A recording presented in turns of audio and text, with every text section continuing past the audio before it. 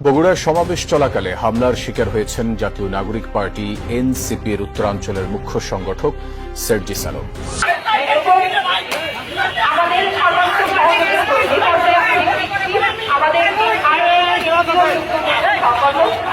বগুড়ায় এসে হামলার শিকার হন এনসিপির নেতা সার্জিস আলম। বক্তব্যের মধ্যে আওয়ামী লীগের বিচার চেয়ে বক্তব্য দেন।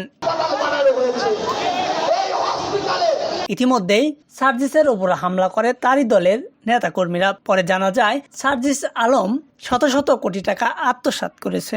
এর জন্যই সার্জিস আলমের উপর হামলা চালিয়েছে ছাত্র জনতা।